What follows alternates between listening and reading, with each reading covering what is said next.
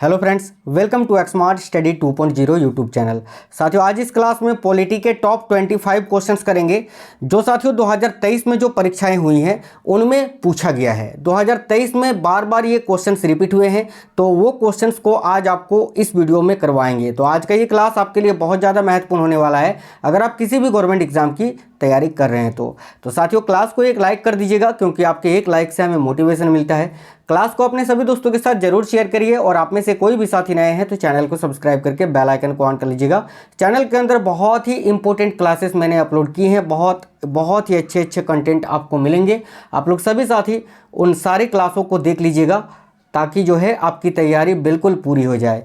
चलिए तो शुरू करते हैं, देखते हैं आज कौन कौन से क्वेश्चन हैं। और आज की क्लास का पहला क्वेश्चन है, संविधान का वह कौन सा भाग है जो संविधान के निर्माताओं के मस्तिष्क और उद्देश्यों को प्रतिबिंबित करता है।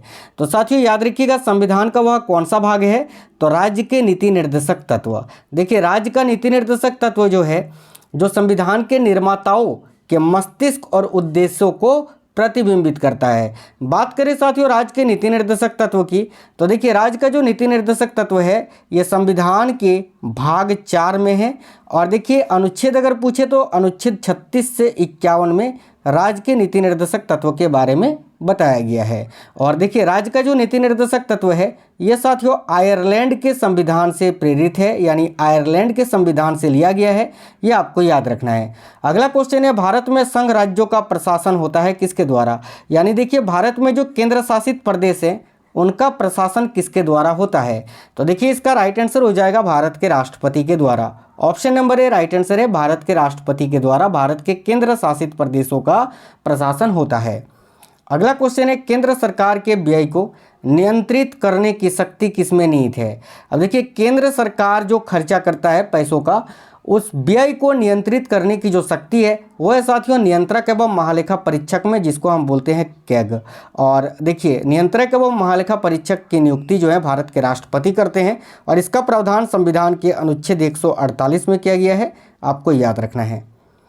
नेक्स्ट क्वेश्चन है, निम्नलिखित में से वह कौन सा अधिकारी है जो भारत सरकार के वित्तीय लेन देनों में लेखाकरण के लिए जिम्मेदार है। तो वही राइट आंसर होगा, याद रखिएगा नियंत्रक एवं महालेखा परीक्षक, ऑप्शन नंबर सी कैग। अगला है, भारतीय संविधान की या को कौन सी विशेष व्यवस्था है जो इंग्लैंड से ली गई है। तो देखिए यहाँ पर आपका राइट आंसर हो जाएगा साथियों, याद रखिएगा संसदीय प्रणाली। देखिए संसदीय प्रणाली जो है ये आपका ब्रिटेन यानी इंग्लैंड देश से लिया गया है। बाकी देखिए संघीय प्रणाली ऑप्शन नंबर सी में है, ये तो आपका कनाडा के संविधान से लिया गया है। और मूल अधिकार जो है ये संयुक्त राज्य अमेरिका के संविधान से लिया गया है। तो देखिए संसदीय प्रणाली जो है साथियों ये इंग्लैंड यानी ब्रिटेन के संविधान से लिया गया है, आपको याद रखना है। तो करेक्ट आंसर हो जाएगा साथियों ऑप्शन नंबर बी संसदीय प्रणाली। एक चीज़ याद रखना कि ब्रिटेन का जो संसद है तो वो साथियों सबसे पुराना है, ठीक है, याद रखना ब्रिटेन का ये सबसे पुराना, अगर पूछे कि सबसे पुराना जो है वो गणतंत्रात्मक या फिर संविधान किस देश का है तो आपको याद रखना है ब्रिटेन का, ठीक है। चलिएगा नेक्स्ट क्वेश्चन है, कैबिनेट मिशन योजना के विषय में कौन सा सही नहीं है। तो देखिए कैबिनेट मिशन योजना के विषय में प्रांतीय समूहीकरण ये तो बिल्कुल सही है, संविधान निर्माण का अधिकार ये भी सही है, पाकिस्तान की स्वीकृति ये गलत है। देखिए भारतीय सदस्यों वाला अंतरिम मंत्रिमंडल ये भी सही विषय है, लेकिन पाकिस्तान की स्वीकृति ये कैबिनेट मिशन योजना का अंग नहीं था। तो राइट है ऑप्शन नंबर सी। अगला है, भारतीय को वर्ष 1947 में सार्वभौम सत्ता सौंपने की योजना को किस नाम से जानी गई। तो याद रखिएगा करेक्ट आंसर हो जाएगा माउंटबेटन योजना के नाम से, ऑप्शन नंबर सी। नेक्स्ट है, देखो मिंटो मार्ले सुधार का उद्देश्य क्या था, या मार्ले मिंटो सुधार जो आप बोल सकते हो, जो कि साथियों ये 1909 ईस्वी में पारित हुआ था, याद रखना। और इसका उद्देश्य था, देखिएगा याद रखिए पृथक निर्वाचन प्रणाली, याद रखिएगा एक अलग निर्वाचन प्रणाली, किसके लिए, तो मुस्लिमों के लिए, ठीक है। चलिए अगला क्वेश्चन देखते हैं, तो संविधान सभा के अस्थायी अध्यक्ष कौन थे। काफ़ी इंपॉर्टेंट क्वेश्चन है, तो ध्यान दीजिएगा संविधान सभा के अस्थायी अध्यक्ष आपसे पूछा गया है। तो याद रखिए संविधान सभा जो साथियों 9 दिसंबर 1946 को गठित की गई थी, प्रथम दिन की जो अध्यक्षता था वो साथियों सच्चिदानंद सिन्हा जी ने किया था, याद रखना सच्चिदानंद सिन्हा ने। तो राइट आंसर होगा ऑप्शन नंबर सी। अगर आपसे पूछे संविधान सभा के स्थायी अध्यक्ष कौन थे, स्थायी अध्यक्ष, तो फिर राइट आंसर होगा डॉक्टर राजेंद्र प्रसाद, याद रखिएगा। अगला क्वेश्चन है, किस वाद ने संसद को मौलिक अधिकार में संशोधन का अधिकार दिया है? तो देखिए ये क्वेश्चन बहुत ज़्यादा पूछा जाता है, तो याद रखिएगा केशवानंद भारती वाद ने, ठीक है, केशवानंद भारती वाद ने संसद को मौलिक अधिकारों में संशोधन करने का अधिकार दिया है। अगला क्वेश्चन है संविधान के अंतर्गत बंदी प्रत्यक्षीकरण समादेश जारी करने का अधिकार किसमें निहित होता है? काफ़ी इंपॉर्टेंट क्वेश्चन है साथियों। आपको याद रखना है कि संविधान के अंतर्गत जो बंदी प्रत्यक्षीकरण समादेश होता है या रीट होता है, इसको जारी करने का अधिकार उच्च न्यायालय और उच्चतम न्यायालय दोनों को ही होता है। तो राइट आंसर होगा ऑप्शन नंबर ए, याद रखिएगा, हाई कोर्ट और सुप्रीम कोर्ट दोनों को ही। नेक्स्ट क्वेश्चन है निम्नलिखित में से कौन लोकसभा का नेतृत्व करता है? अब देखिए लोकसभा का नेतृत्व कौन करता है? सिंपल सा क्वेश्चन है, प्रधानमंत्री। तो करेक्ट आंसर हो जाएगा ऑप्शन नंबर सी, भारत के प्रधानमंत्री। प्रधानमंत्री की नियुक्ति संविधान के अनुच्छेद 75 के अंतर्गत भारत के राष्ट्रपति करते हैं, याद रखिएगा। चलिए अगला क्वेश्चन है प्रधानमंत्री पद पर सर्वाधिक समय तक कौन आसीन रहा?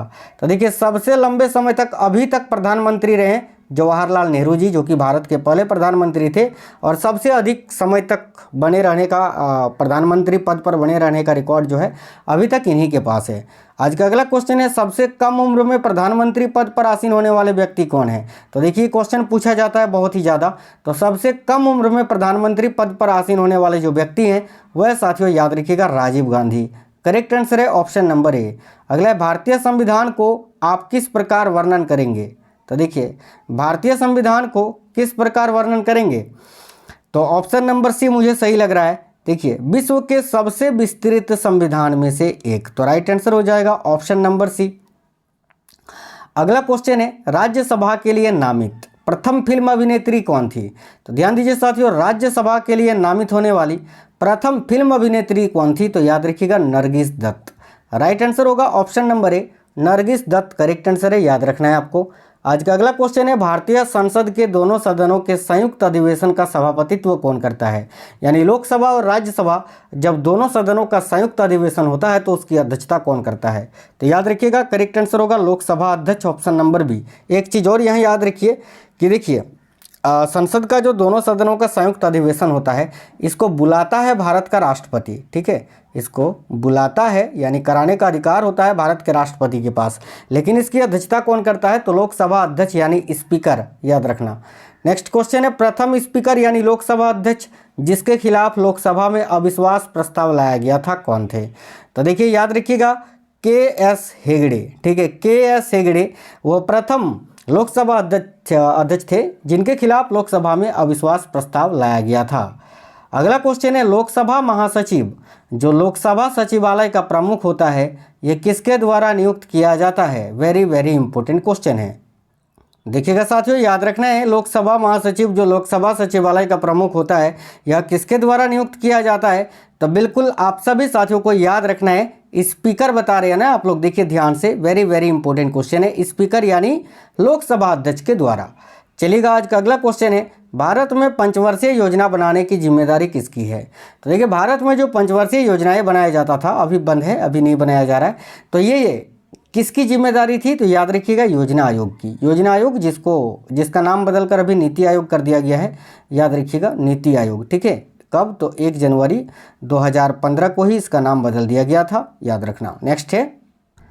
नेक्स्ट क्वेश्चन है भारतीय संविधान का निम्नलिखित में से कौन सा पक्ष यूएसए यानी अमेरिका के संविधान के समान है? तो याद रखिएगा मौलिक अधिकार। करेक्ट है साथियों, ऑप्शन नंबर ए। नेक्स्ट क्वेश्चन है संयुक्त राष्ट्र दिवस किस तिथि को मनाया जाता है? तो देखिए संयुक्त राष्ट्र दिवस जो है ये 24 अक्टूबर को मनाया जाता है, option number C correct answer है। अगला क्वेश्चन है संयुक्त राष्ट्र संघ में हिंदी में भाषण देने वाले प्रथम व्यक्ति कौन है? तो साथियों यूएनओ में यानी संयुक्त राष्ट्र संघ में हिंदी में भाषण देने वाले प्रथम व्यक्ति कौन थे? तो अटल बिहारी वाजपेयी जी। करेक्ट आएगा ऑप्शन नंबर ए, अटल बिहारी वाजपेयी।